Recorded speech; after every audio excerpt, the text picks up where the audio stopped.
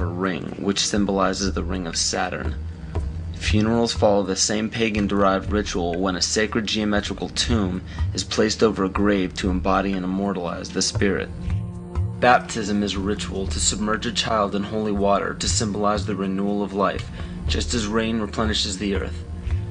The Holy Grail filled with wine is a representation of the blood that comes from the birth canal during menstruation, not the blood of Christ.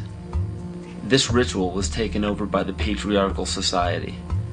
Males could not give life as women do, so to symbolize a male giving life was to draw blood, which could only be done by injury. In ancient Egypt, the goddess Isis was the personification of wisdom. Pharaoh Akhenaten changed the worship to himself as he proclaimed himself Amun-Re, the sun god. The word Amen at the end of a prayer spawned from the praise given to Amun-Re. From there, the Hebrews left Egypt and traveled north into the Middle East, where they encountered the Canaanites, who worshipped the god of Saturn, El. The merging of these three gods became the name of the land today, which is known as Isis, Re, El, or Israel. 98% of Judaism is based around the worship of Saturn. And the sacred day of worship is Saturday. The worship practice on Sunday is originated from the Egyptians who worshipped the sun god. Most people simply pass these things off and never question their origins, but this just scratches the surface of the pagan influence over the present day. It is not just found in religions, it is found right here in our own backyard.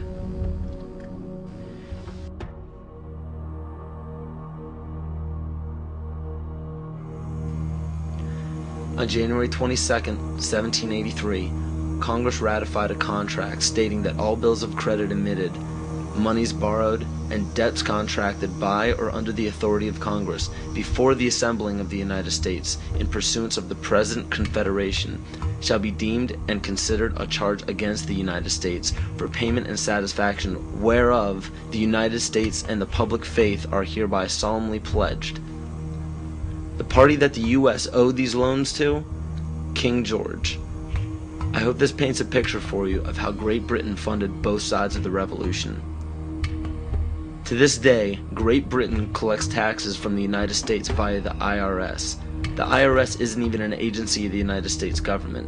If you don't believe me, look up IRS publication 6209. The FCC, CIA, FBI, and NASA were never part of the United States government. The U.S. government only holds shares of the stock in various agencies. Social security numbers are also issued by the UN through the IMF. The Civil War, which lasted from 1861 to 1865, was also instigated by Amschel Rothschild to divide the United States and force it into debt with a central bank. The goal was to put the country of the U.S. back into the hands of Britain through huge loans taken out for munitions. To do this, it was crucial to put a controversial issue in limbo such as slavery.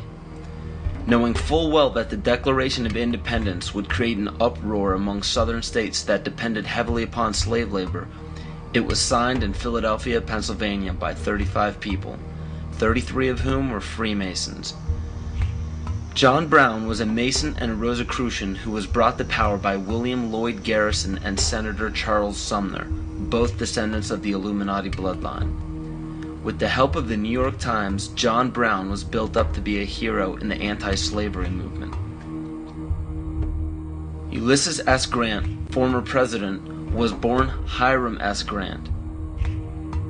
This name was given to him by his father, Master Mason Jesse Root Grant.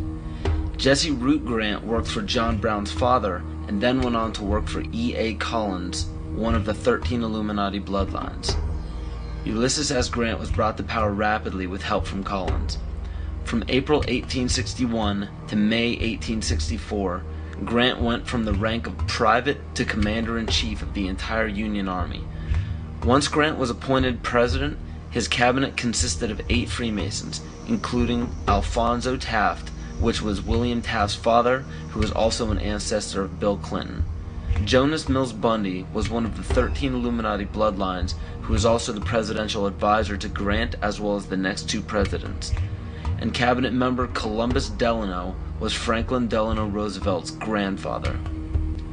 In November 21, 1933, President Franklin Roosevelt wrote, "The real truth of the matter is, as you and I know, that a financial element in the large centers has owned the government ever since the days of Andrew Jackson." Abraham Lincoln's father was A.A. Springs, who was part of the Rothschild dynasty. Lincoln's half-brother worked for Louis Cass Pasteur in the Merovingian dynasty, which was the 13th Illuminati bloodline.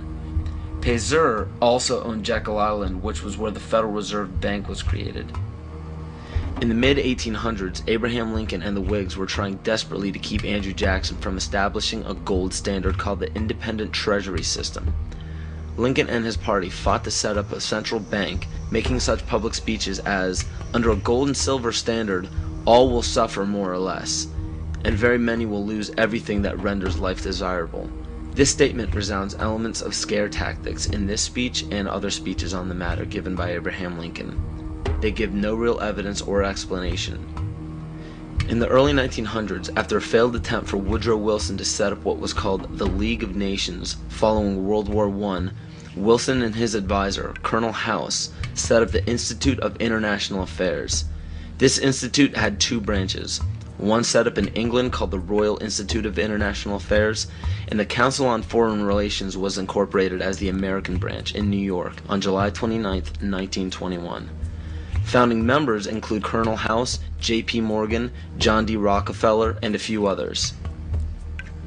A national income tax was declared unconstitutional in 1895 by the Supreme Court, but a constitutional amendment was proposed in Congress by Senator Nelson Aldrich. This makes much more sense when you notice that Nelson Aldrich was also known as being the authentic voice of J.P. Morgan and later married into the Rockefeller family. Today, 27 to 35% of American workers' pay is taxed, and this money goes to a central bank called the Federal Reserve, or the Fed. For those of you who are unaware of the Federal Reserve Bank and what it is capable of, it is a non-government-owned bank that provides the U.S. with all of its currency. They control the inflation rate by the amount of money in circulation. Yet the most amazing aspect of the central bank is the suspension of specie payments, in which the Fed can refuse to pay their obligations, yet taxpayers must pay their debts or go bankrupt. In other words, the suspension of specie payments is the central bank's right to breach a contract with no penalty whatsoever. In even simpler terms, it's called theft. How is it that the Fed is allowed to breach any contract they wish without penalty from the government? The answer is simple. The Federal Reserve Bank has power over the government instead of under it. Carroll Quigley, Bill Clinton's mentor while at Georgetown University, wrote of central banks, "They want nothing less than to create a world system of financial control in private hands, able to dominate the political system of each country and the economy of the world as a whole, controlled in a feudalist fashion by the central banks of the world acting in concert, by secret agreements arrived at in frequent private meetings and conferences." It is important to note that nearly all of the founders of the Federal Reserve Bank were involved in the conception of the Council on Foreign Relations.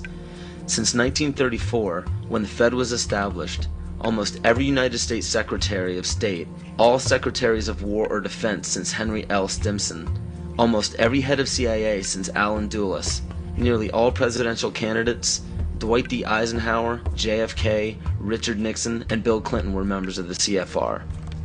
George Bush Sr. was actually the CFR director from 1977 to 1979.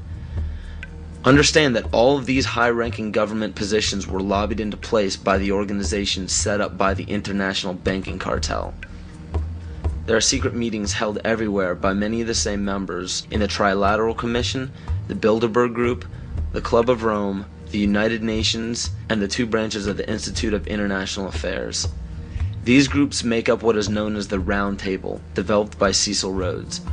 Other offshoots or preliminary groups are the Bohemian Group and Yale University's Skull and Bones organization, which we all know George W. Bush, George Bush Sr., and John Kerry were all a part of. Most every meeting by these groups are attended by the most powerful government officials, corporate leaders, media moguls, and royal families in the world. These meetings are held in secret and not a word of them reaches the mainstream media. How is it that so many powerful people can attend meetings alongside the mainstream media and not a mention of it makes it to the